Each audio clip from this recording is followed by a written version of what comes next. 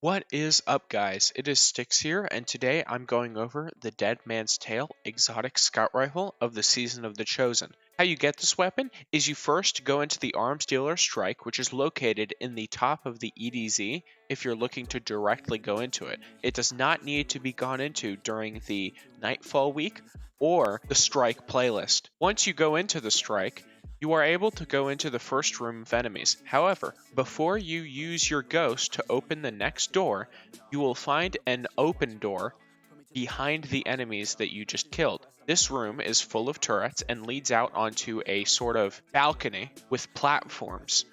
Once you kill all of the turrets on these platforms, you will get a quest marker inside of one of the cargo boxes. Go to this cargo box and then retrieve the item for the quest. After this, you can just leave the strike. There is no requirement to finish it or requirement to do anything else other than go to the tower and give the item to Zavala. Once you've given him this, he will give you a mission to go to an abandoned Cabal ship that was sending a rescue signal in the Tangled Shore. This mission is called Presage, and by my recommendation, I would say that this quest is very fun to figure out on your own, and it is also not incredibly difficult. It's nothing like the Whisper mission or 0 Hour or anything like that. It is very self-explanatory throughout the whole thing, but if you do get stuck, I would recommend a guide like Dados, which I will link in the description below. Once you finish this mission, there is nothing stopping you from just getting the scout rifle, but there is the transformative perk on this weapon. Now what that means is that this weapon can roll with random rolls. However, the first roll you get is not random. It is just the base and worse version of the gun, essentially. If you run the normal mission again afterwards, then you get a random roll. You do not need to run the master version. That is for the catalyst. As far as what are the best rolls on this exotic weapon, there are actually several. As far as the best barrel, there are two contenders. The extended barrel, which provides a plus 10 range and recoil, and a minus 10 to your handling, which isn't all that important on a scout rifle. And there is full bore, which is a plus 15 to range, a minus 10 to stability, and a minus 5 to handling. My reasoning for full bore being as good as it is on this rather than something like small bore is that full bore gives a lot more range, which increases the aim assistance on your weapons if you don't know this already because of how range works in Destiny 2. The higher your potential range is, the greater your aim assistance is below this max potential range. The reasoning for this being the best role in my opinion is that even though there is a loss of stability, this scout rifle is incredibly stable on its own, and the stability on it is very easy to control.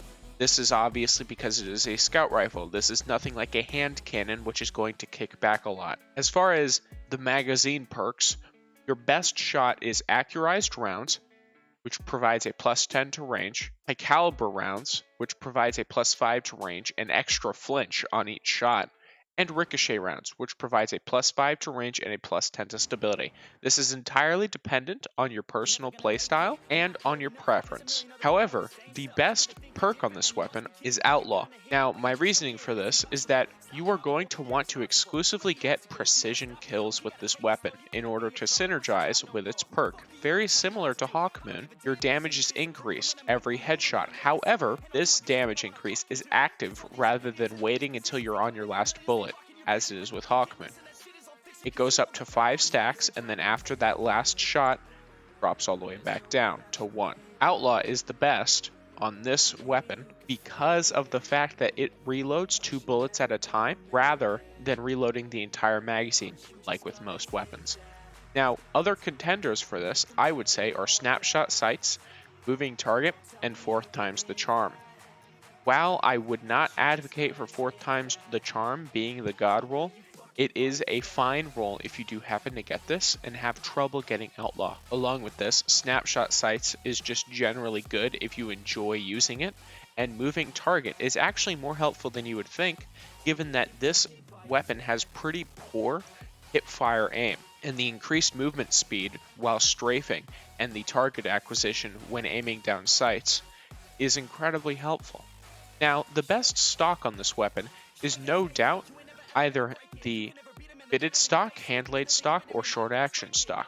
Not that there's anything wrong with a composite stock, but it's just a very small increase to your stability and handling.